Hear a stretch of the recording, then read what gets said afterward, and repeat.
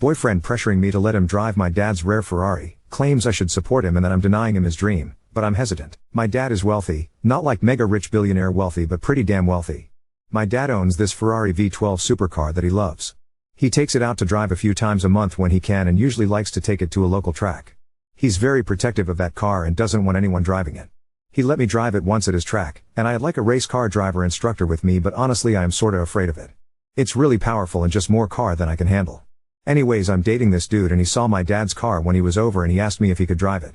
I told him he would have to ask my dad cause it's his not mine, but that I don't think he would let him because my dad doesn't really want anyone driving it. Anyways, he left it alone. He brought it up to my dad later, but my dad said no. My dad said he let me drive it once at a track with a race driver in the passenger seat and that he just didn't trust anyone else to drive it. So my dad went out of town and now my BF is asking me to let him drive the car while my dad is gone. He keeps asking me where the keys are and can he just take it for a spin, and I keep telling him no and it's making me uncomfortable. He keeps asking. Finally he got mad at me and called me a bitch and said I should be supportive of him, that I should understand he doesn't have a rich family and will probably never have this opportunity again, and that if I loved him I would do this for him. I don't know. I get that he doesn't really have another opportunity to drive this car, but like it's just a car and my dad would be really pissed if I let him. Ida? I believe I might be the because my BF can't afford a car like this on his own and I feel bad that I'm denying him the opportunity to drive one, which is something he really wants. I am denying him his dream. Background on our relationship. First off, I paid for everything all the time. Anytime we went out on a date I footed the bill. I didn't think much of it because I have so much and he doesn't, so I thought it was pretty natural and just being a good GF to foot the bill. I drove him around everywhere. If he wanted something he would often guilt me into getting it for him.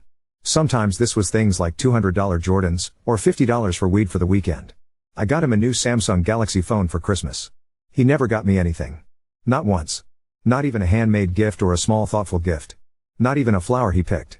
It didn't need to be elaborate or expensive, but he didn't even get me something to show he was thinking about me.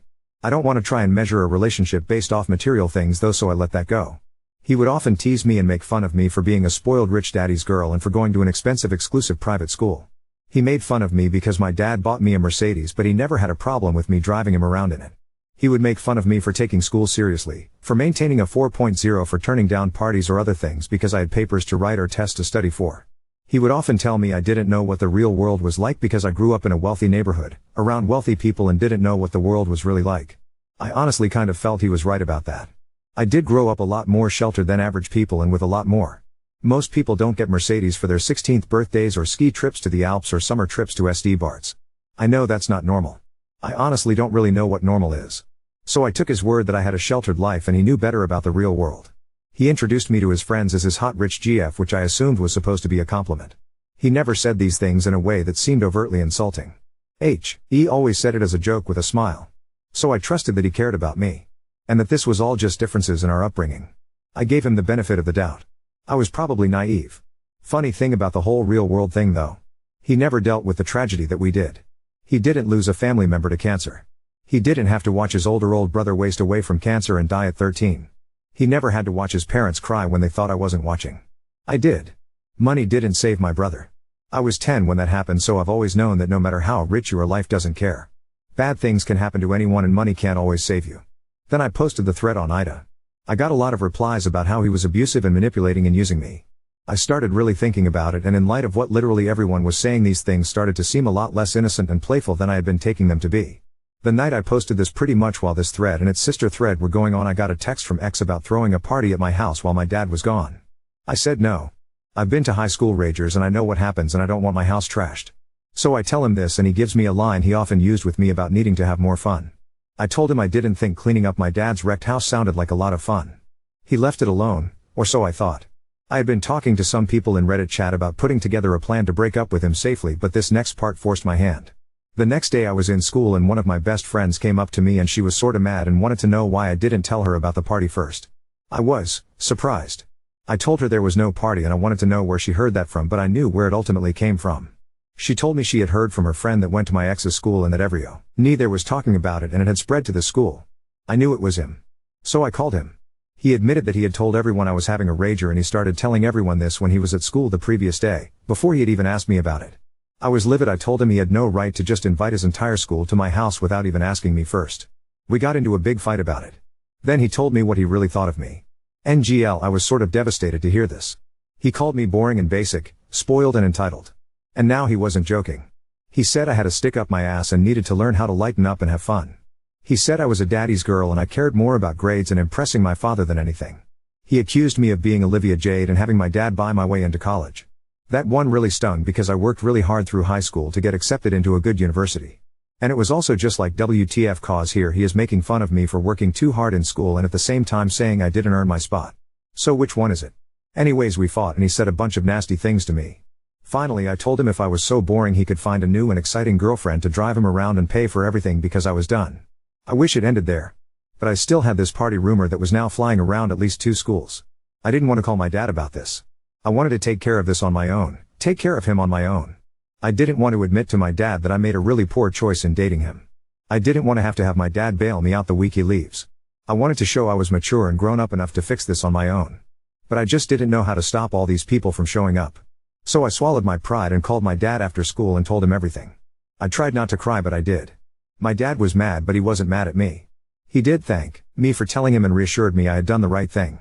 My dad made a call to a friend of his at the sheriff's office. This part I feel some kind of way about cause I know how people feel about the police right now and I know that this is something that really shows off my privilege. I doubt this would have happened for many other people but the sheriffs told him they'd post a deputy on our block over the weekend. My dad also sent a pair of bodyguards for me for the weekend to make sure no one tried to break in. He said I was allowed to have a few friends over the weekend but keep it clean, no raging parties of course and no mess etc, you know, standard parent stuff. That week a few of my close friends stayed with me after school while I cried about all this and they helped me spread the word that there was no party. Friday came along and a few of my friends came back home with me after school. We decided we'd do an 80s movie night like I mentioned and we did put Ferris Bueller on the list. We closed the gate, put up a sign that there was no party. Private security showed up like my dad said and we bunkered down for the night and watched a bunch of 80s movies. There were a few people that did show up but they were chased off by the locked gate and deputy hanging out on the block. I think we were able to dissuade most of them from showing up. I don't know how many because I just stayed inside with my girls watching movies and tried to ignore anything happening outside. I felt and continue to feel really shitty about it all. First off, I feel like I wasted a lot of people's time. I know the police have more important things to do than babysit me and my house from teenagers. I know those bodyguards had more important people to protect than a teenage girl from a party. I know that most people could never be able to manage this. It all drove home just how privileged I am and honestly how my ex was right that I do live in a different and sheltered world from everyone else. And then Therese, the murder of my social life, lol. I'm single now with no date to prom and I caught a lot of shit from a lot of our mutual social circle over this. I've been called spoiled and basic, snitch, Karen and Becky. Even some of the kids in my school were disappointed. I know lots of kids in my school that will or have thrown ragers in their parents' houses, so even among some of my friends it was sorta expected I would. So besides my closest friends I'm pretty much a pariah now. But whatever, in the end I have 2 months left till graduation and then I'm out. Next fall I start college out of state and all this will be behind me. BTW. As for Ferris Bueller, cause I kept hearing about it. I did watch it. I thought Ferris Bueller was an asshole and then I realized what an asshole I was for dating a dude who was essentially Ferris Bueller. I was honestly embarrassed when I saw how similar they were and how head over heels in love with him I was. After all this stuff happened I told my dad how the weekend went. I sorta teased him and said, wow dad, you will go to really great lengths to protect your stuff. And he said he wasn't protecting his stuff, he was protecting me. Now on to the next story. Girlfriend walked in on me shirtless, asleep on my female roommate's bed due to being sick, resulting in her blocking me and ending our relationship.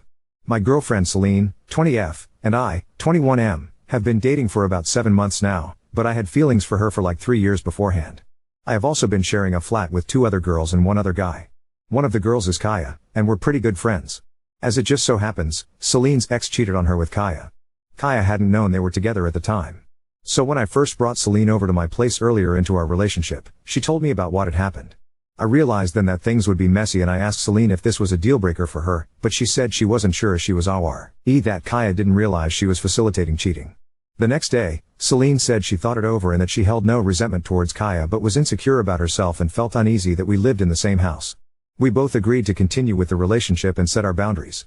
One of them was that Kaya and I won't sleep over in each other's rooms anymore. We used to have movie nights on Fridays. Kaya's room was the only room with a TV in my flat, and I'd sometimes fall asleep in her room during movie nights. Everything was platonic and I told Celine about this. Let's move to the present time where our relationship is like a fairy tale. Being with Celine is pretty awesome. But my exams are coming up soon, and because I'm horribly underprepared, I needed to lock in. So I told Celine I would have to be a bit selfish and wouldn't be able to spend time with her or have much communication till they're done. For the past 3 weeks, my life has been, wake up, spend the entire day/night at the library, then come home to sleep for like 5 to 6 hours, then go study again. It's a horrible routine and I feel like a zombie, but I have too much content to catch up on and not enough time. I must also admit that I've not been in contact with Celine all that often.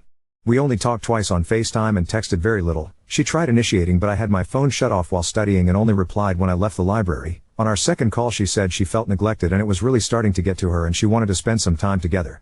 I apologized, told her I missed her too and that she could come over to spend the night. But she came about an hour later than she was supposed to and I fell asleep by then. She still stayed the night, but the next morning I felt that she was upset I fell asleep. Then I got really sick 3 days ago. I threw up at the library and asked Kaya to come pick me up. My other roommates are out of town, and Celine would have taken too long to get there. When I got into bed, I threw up all over my sheets. At this point, my memory of what happens is foggy. I was very drowsy and not thinking straight. Rather than cleaning up and setting new sheets, I texted Celine I was very sick and had vomited over my bed and asked if I could sleep over at hers. I got no reply, so I went downstairs and slept on the couch. When I woke up the next morning, I was asleep on Kaya's bed shirtless. I had no clue how I got here. But Celine came to check up on me, and walked in on me like this. This was when I woke up, and Celine was very upset. She yelled how could you and before I had chance to say anything, she left. Kaya told me that when she saw me asleep on the couch, she offered to let me sleep on her bed instead. I have no recollection of this. I probably took my shirt off because I felt hot at some point during the night. She also said she slept on the couch and we didn't share the bed. I've been trying to reach out to Celine but she blocked my number, WhatsApp, Insta. We have 2 mutual friends but they both haven't replied to any of my texts. My fever died down yesterday night, so I went to Celine's to clarify the situation but her roommate said she wasn't going to talk and made me leave. This whole situation just feels so horrible. I love the relationship that I have/had with Celine and the fact that it's probably over makes me feel so distraught. I also reflected over how I've been recently and I realized that a lot of blame goes on me. My exams aren't a reason to just completely shut myself out of my relationship and I need to work on being able to juggle life and studies at the same time. Other than her finding me asleep on Kaya's bed, she probably had a lot of animosity and upset amalgamating over the last 3 weeks of me not being in contact. It's painful knowing I made a very unnecessary decision and had I put in more effort, it wouldn't have cost me a great person out of my life. Update 1. I'll start by saying now that this post will be very long but will add little to nothing new. The most expected outcome is what happened. The reason I'm posting this is because I saw Celine for the final time a couple days ago, and I also want to clear the air on some matters. For the sake of tracking time, let's call day 1 the day Celine broke up with me. Day 4 was when my initial post was published. I sat my final exam at day 7, and didn't actually check up on the post at all till day 8. I was very, very shocked reading the comments. To be blatantly honest, I wasn't expecting like 1,000 people calling me a huge bellend. I knew I made a mistake, but in my head, I thought I was a good person. You know how you just kind of perceive yourself to always try and do things with a good intention, so you think you can't ever be a bad person? If that makes sense. But reading the post opened up my perspective and made me realize that the relationship was not salvageable, and also gave me depth on the hurt I caused Celine. I shattered her trust completely and was just not a good boyfriend for an entire month leading to the breakup. So, I just didn't contact her. As I'll mention later on, I was not in a good headspace and I distanced myself because I was an even bigger ass than I let on previously. On day 12, she messaged me to ask for her iPad back. She'd let me borrow it for my notes. We last met on day 15 when she came to collect it, among other things. We were both silent the whole time she was there, which must have only been like 5 minutes or so. She returned some of my stuff I'd left in her apartment, and when she was about to leave, I told her I was sorry. She said okay. I said I never meant to hurt her. She, again, just said okay. I figured nothing I could say was the right thing at this point and we said goodbye. So like I said, the very expected outcome occurred. I can't lie and say that I'm instantaneously a better person now, I'm not.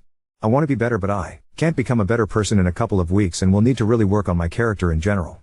As for Celine, I can only just pray and wish for the best for her. I'm going to answer some of the main questions that people had. I never went into the full depth of the story because there is a lot of context behind it all and I just never expected the post to reach so many people. Yes. I told her the day Celine and I discussed our boundaries. She seemed to be very understanding and we both kept distance since. It was from dehydration. On day 1, I went to the hospital at noon because my condition wasn't getting any better. I had a temperature of 104 and a blood test showed I was severely dehydrated, and I was put on a drip. None of this was mentioned because I never expected this to be a matter of criticism and thought very ill sufficed for it in my previous post. This is the question which needs a lot of context to understand, and I'll do my best to provide it now. I'm Indian, and my father is very similar to those strict Indian dads that you'll often see portrayed in movies. Take every Indian dad stereotype and you'll get my dad. He's in the military and is about as strict a man as you can imagine. He tried forcing me to join the army. I wanted to choose my own career path, which was in computer science and we had a huge rift occur between us because of it. I moved from India to the UK for my studies, and one of the only reasons he agreed to pay for my tuition fees was because A, the university I'd gotten into is prestigious, so he was happy with that, and B, he had a way to monitor my grades and could use this as leverage to make me study harder. In year 1, I did not do so splendidly. I finished with a grade average of 63%, which, although is like the median score, upset my dad a lot. He got extremely physical and smacked me in the face a few times, and I had some bruises after. He also threatened to not pay for my final year if I didn't get an average of 70% this year, which would mean that the entire 2 years I've spent here would go to waste. I'm an international student, so I can't get a loan either. Furthermore, I did really bad on my summatives earlier in the year. I got a 41 on an exam worth 13% of my entire grade, and a 52 and 59 on 2 others worth 6% each. Celine also knows everything about my dad. We had a whole conversation before I went absent in our relationship, where I told her I was very far behind on my studies and was afraid of the consequences this would cause. We agreed I should try and study as much as I can till my exams were over, and she said she'd be fine with being in contact less often. Very simply put, I was a bad boyfriend. This is going to sound awful, but I think a part of me just didn't want to have to deal with being in a relationship. I was overwhelmed and it felt like a burden having to talk to someone. I completely acknowledge how horrible that is of me to even think. When I had those thoughts, I just downplayed them and let myself believe it was just me being cranky. Anyway, there's just never an excuse to go weeks without talking to your GF, and I was an asshole for doing that. However, I never, under any circumstances, had any intentions of cheating on her. I didn't want to deal with anyone, period, and so I didn't want to be around Kaya either. I mention this because a lot of people speculated that Kaya and I had something going on, which isn't the case. I just wanted to be alone till my exams were over. I asked her, and she said the following: I was on my way out to an overnight study session, which meant no one would be home, so I thought you might as well sleep on my bed then. I didn't think it would be such a big deal considering how bad of a condition you were in. I thought Celine would understand. I didn't get in the bed when I got home. I slept on the couch. I could not sleep in my roommate's bed because they were out of town and locked their rooms. Kaya throws parties every once in a while, so they lock their rooms in case. I think that's as much as I can say about this now. There's not a great deal more to add rather than an apology to those who read all of this and still aren't content with my answers. As for what happens next, I don't think I'll be sprinting into a new relationship anytime soon. I'm long overdue some self-reflection, and along with trying to enjoy my summer holidays, I hope I can figure myself out and try and do better from now on. In her situation, I would have stripped your bed so the sick wouldn't fester and throw it in the washer. I would have checked in that you didn't need to go to the hospital, put out something to drink and some painkillers.